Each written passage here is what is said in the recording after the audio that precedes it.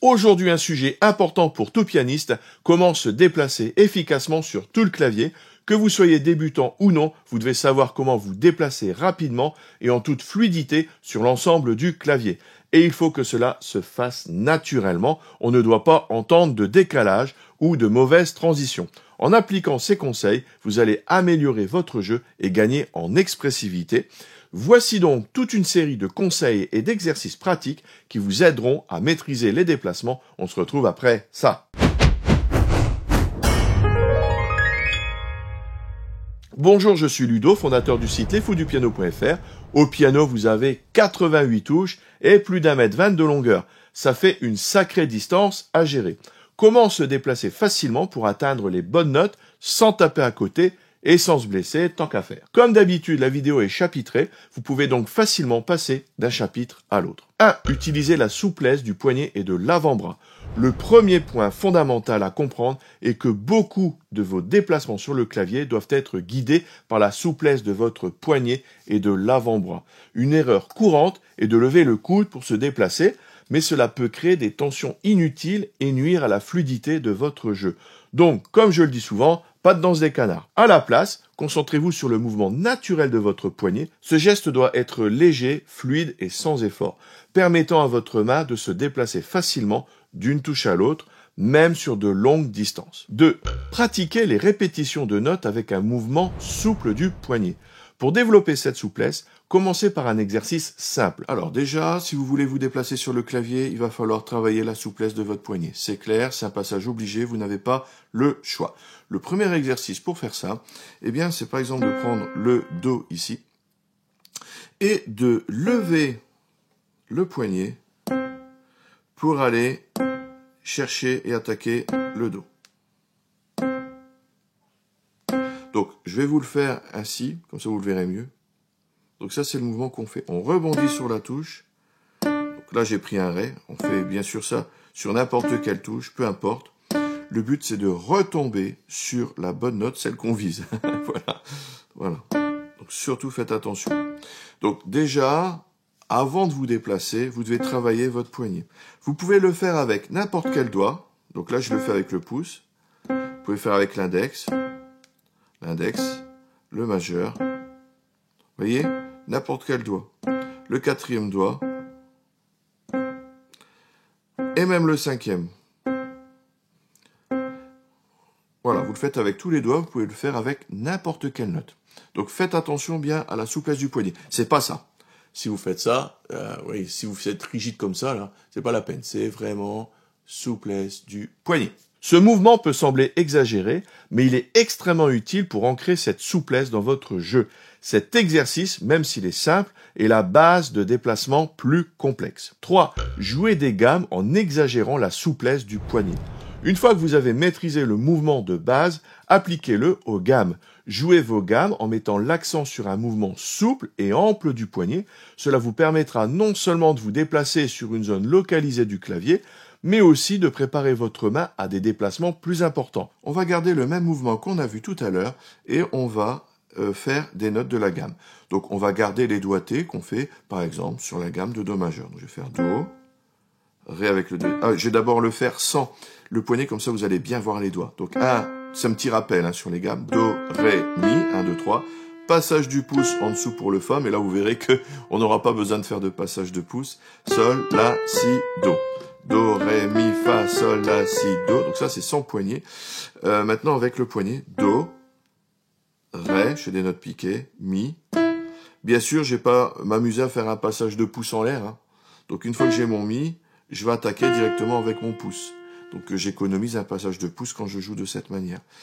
Donc je reprends Mi, 3e doigt, Fa, pouce, Sol, 2e doigt, La, 3e doigt, Si, 4e doigt, et Do, 5e doigt. Je vais le faire en taisant.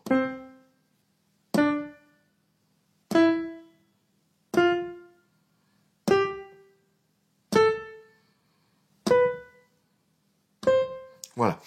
Donc le but, c'est pas d'aller vite, le but, c'est de travailler son poignet, de travailler la souplesse. Le but, c'est pas de faire ça, pas du tout, du tout. Bien entendu, vous pouvez faire exactement la même chose à la main gauche. 4. Alterner les mains lors de l'exécution des gammes. Pour aller plus loin, jouez les gammes en alternant les mains. Par exemple, commencez avec la main droite, puis passez à la main gauche. Tout ce que je vous ai indiqué jusqu'à présent peut être bien sûr fait à la main droite comme on l'a fait, mais ça peut être également travaillé à la main gauche, bien sûr, de la même manière. Et justement, là, on peut alterner les deux mains quand on maîtrise les poignets des deux mains individuellement. On peut donc assembler. Si je veux jouer la gamme normalement des deux mains, j'ai donc comme doigté, à la main droite, je l'ai vu tout à l'heure, à la main gauche, 5, 4, 3, 2, 1. Ici, le troisième doigt passe au-dessus pour le La, Si, Do. Donc ça, on l'a déjà vu aussi. Ce n'est pas le but de cette vidéo. Assembler, ça donnerait ceci.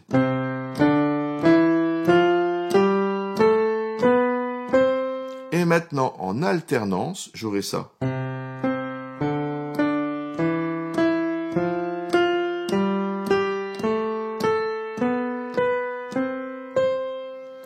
Alors, comment on peut faire? Eh bien, je peux faire par exemple Do, Do, Ré, Ré, Mi, Mi. Vous avez vu ce que je fais?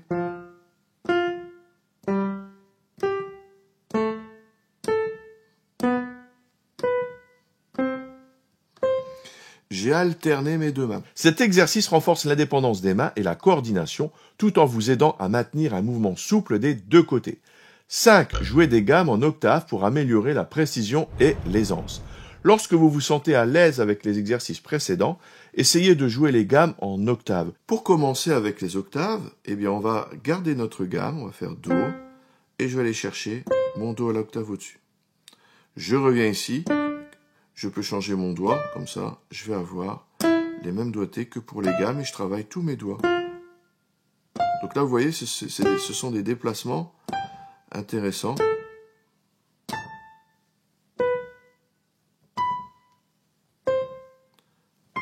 Et une fois que vous maîtrisez ça, vous pouvez jouer en octave, c'est-à-dire que vous allez faire Do, Do, et avec la souplesse du poignet, et toujours avec ces doigts-là, toujours avec le 1 et le 5, vous allez chercher l'octave au-dessus. Et là, c'est vraiment un jeu très courant qu'il faut maîtriser. Et là, on est vraiment dans le déplacement du clavier, parce que là, je le fais sur une octave, mais vous pourrez ensuite le faire sur 2 octaves, hein, voire plus. D'accord? Donc, on va commencer par une octave. Hop, ici. Voilà. C'est très, très courant au piano, ce truc-là.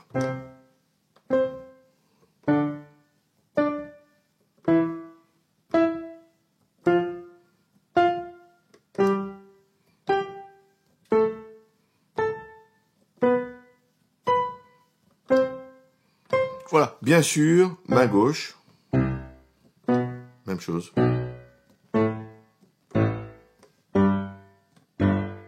Etc., etc. Vous verrez que cela vous sera vraiment utile, car dans les morceaux, vous avez très souvent des déplacements en octave. 6. Pratiquez les arpèges sur plusieurs octaves. Les arpèges sur plusieurs octaves sont une technique essentielle pour se déplacer efficacement sur tout le clavier. Commencez par un arpège simple. Par exemple, un Do majeur, Do mi sol. Pour aller d'un endroit à l'autre du clavier, donc on a vu, vous avez les octaves, mais vous avez aussi les arpèges. Et ça, c'est un effet que j'utilise très souvent. Donc, prenons l'accord de Do, Do, Mi, Sol. On va jouer les notes Do, Mi, Sol avec les doigtés 1, 2, 3. Et ça, c'est une technique que j'utilise souvent parce que pour aller de là à une octave au-dessus, eh bien, je vais faire Do, Mi, Sol et mon pouce va aller chercher le Do après. Alors là, il y a des pièges. Donc déjà, premier piège, il faut qu'on n'entende pas la transition.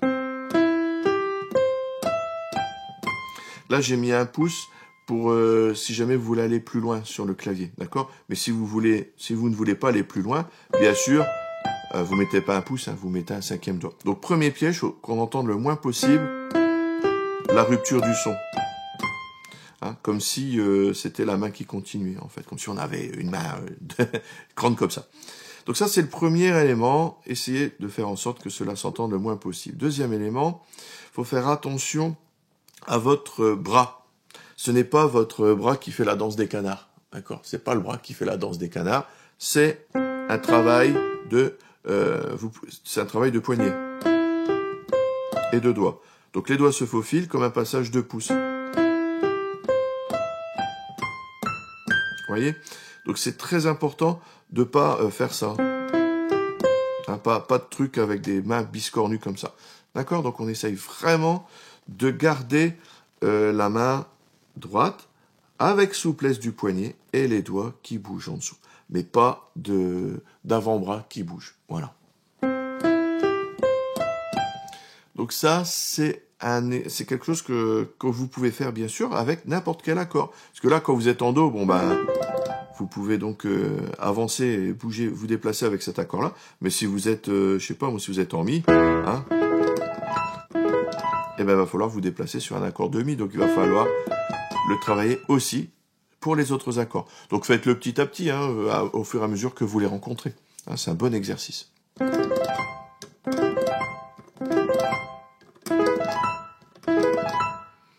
Voilà, avec le temps, avec la pratique, vous voyez, on peut aller bien loin et assez rapidement pour se déplacer sur le clavier. Entraînez-vous à le faire de manière fluide et régulière en vous assurant que chaque note est clairement entendue. Cet exercice demande du temps pour être maîtrisé, mais il vous permettra de vous déplacer sur de longues distances. Évidemment, vous pouvez vous entraîner avec n'importe quel accord pour pouvoir jouer cet effet dans n'importe quel morceau. 7. Visualisez le point d'arrivée du pouce avant de jouer. Une astuce essentielle pour réussir vos déplacements est d'anticiper. Avant même de jouer, visualisez où votre pouce doit se poser sur la prochaine touche. Évidemment, j'ai pris l'exemple du pouce, mais ça peut être n'importe quel doigt. Cette visualisation vous aide à guider votre main avec précision et à éviter les erreurs. Avec la pratique, cela deviendra automatique et vos déplacements seront beaucoup plus fluides. 8. Accélérez progressivement tout en restant précis. Quand vous commencez à maîtriser les exercices de déplacement, vous pouvez augmenter progressivement la vitesse. Mais attention, il est vraiment important de rester précis.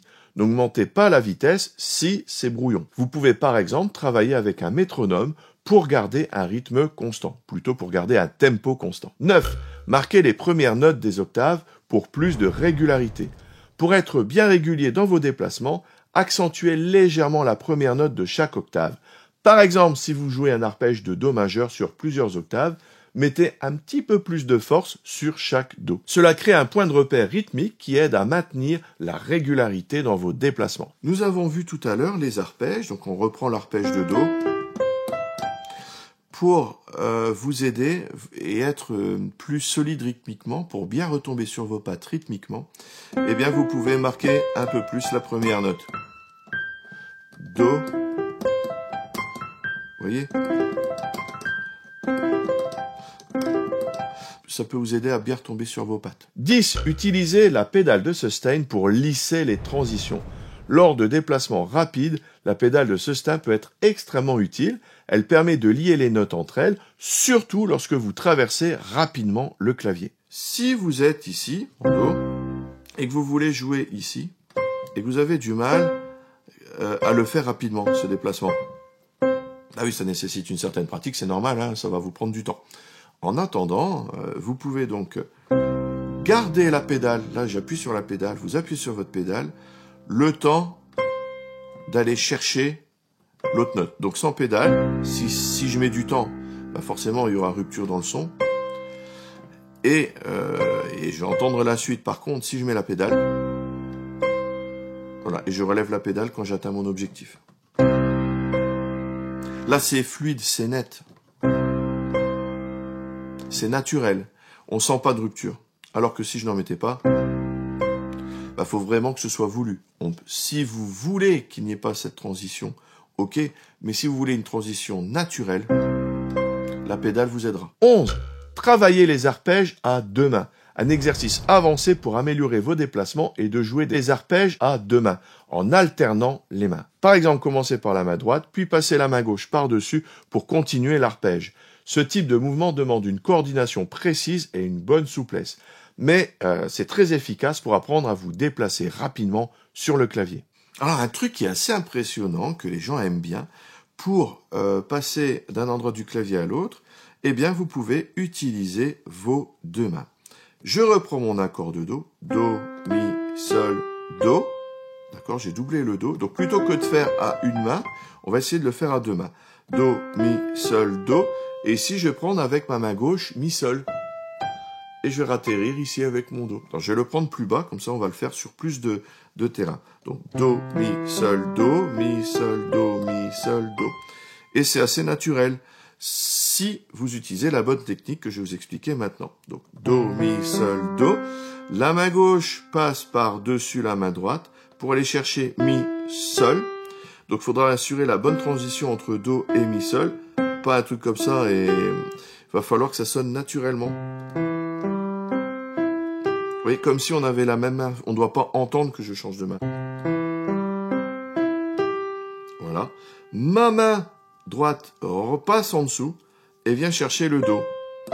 Et encore une fois, ça ne doit pas s'entendre. La transition entre le Mi, Sol, Do ne doit pas s'entendre. On n'a pas d'interruption sonore. Et on n'a pas non plus de variation rythmique. Je le fais en me taisant, ça va changer.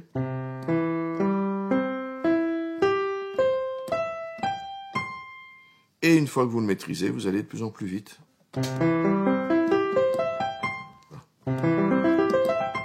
Voilà. Et si c'est un peu compliqué, vous rajoutez de la pédale. Là, tout de suite, ça fait son petit effet. «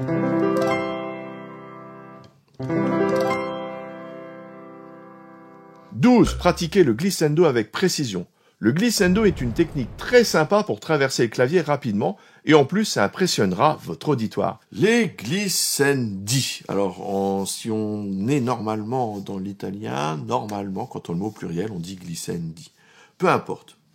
C'est tout simplement glisser d'un bout à l'autre du clavier. Enfin pas forcément d'un bout à l'autre mais faire une certaine distance avec vos doigts et en maintenant les touches enfoncées. C'est très utilisé en rock'n'roll. Donc, la première chose, c'est en montant. Donc, si vous faites ça, vous allez forcément vous déplacer le long du clavier. C'est une bonne technique. Vous jouez une partie. Vous voulez aller dans les aigus tout d'un coup. Hop, non seulement ça vous permettra de faire la transition et de changer de partie, de vous déplacer rapidement, mais en plus, ça le fait quoi. Ça le fait en rock. Donc, le truc, c'est d'utiliser en montant. Donc, la technique en montant n'est pas tout à fait la même qu'en descendant. En montant, vous devez utiliser plusieurs doigts et surtout de ne pas vous cramer la peau du bout des doigts en utilisant vos ongles. D'accord ? Donc faites très attention. Et en descendant, on ne va pas utiliser plusieurs doigts, on va utiliser le pouce et notamment l'ongle du pouce. Encore une fois, n'allez pas vous bousiller la peau qui est là.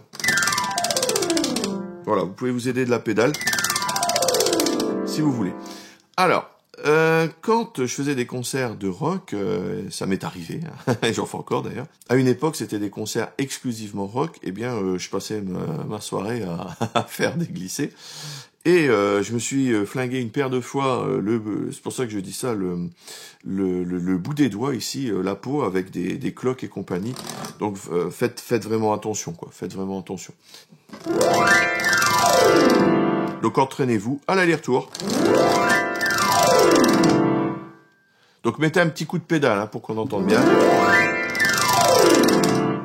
13. Intégrez les déplacements dans vos improvisations. Une fois que vous avez commencé à travailler ces techniques de déplacement, tentez de les intégrer dans vos improvisations. Cela enrichira votre jeu et le fait de les utiliser régulièrement les rendront de plus en plus naturels.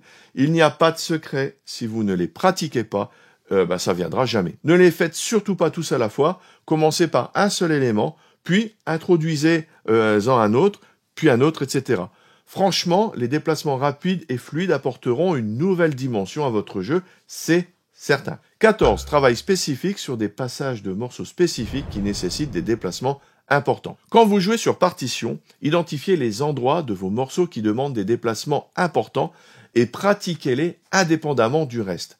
Cela veut tout simplement dire de les jouer en boucle, et même si le déplacement ne va que dans un sens, par exemple des graves vers les aigus, faites-le également dans l'autre sens. Travaillez donc ces allers-retours en boucle. Vous pouvez utiliser un métronome pour plus de précision si vous voulez. Et tant qu'on est dans les partitions, n'hésitez pas à regarder dans des œuvres classiques comment sont écrits ces déplacements. Vous pourrez toujours vous en inspirer pour votre propre jeu. La musique classique est tellement riche, il y a toujours des choses à prendre. 15. Entraînez-vous à maintenir la stabilité corporelle.